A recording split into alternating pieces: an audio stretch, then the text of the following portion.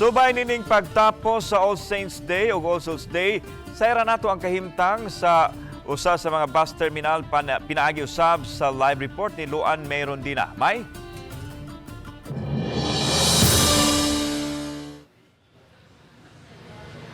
Yes, Lan, nagmingaw gyud ang Cebu South Bus Terminal niining adlawng Huwebes, Nobyembre 2. Kung inyo makita sa akong luyo, pipila pa lang gyud ka mga pasahero ang anaa karon diri sulod sa terminal.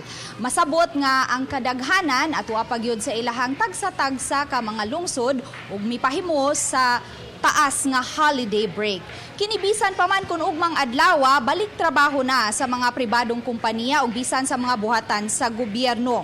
Wala karon dinhi ang manager sa Cebu South Bus Terminal nga si Rodinita Esgana aron unta atong kapangayuan sa insaktong detalye sa gidaghanon sa mga pasahero nga misulod og gawas dinhi sa terminal karong adlaw. Apan base sa records nga atong nakuha, moabot sa 60,000 ang mga pasahero nga miagi sa Cebu South Bus Terminal niadtong adlawng Biyernes, Oktubre 27 hangtod na niadtong adlawng Lunes, Oktubre 30. Samtang moabot usab sa 800 ka mga bus og V-Hire ang mosulod og gawas dinhi sa Cebu South Bus Terminal. Busa ang nahitabo karon diri, Lan, bisan kun dili pa puno ang mga bus, mapugos na lang gyud sila pagbiyahe labi na kun oras na. Ilabi na kadtong adunay biyahe paingon sa Dumaguete City agi dinhi sa Bato, Tampi. Posible lan nga ari pagyud sa adlawng Domingo, Nobyembre 5 ang bulog sa daghang mga pasahero. Ug so far mao kana ang latest gikan dinhi sa Cebu South Bus Terminal. Lan?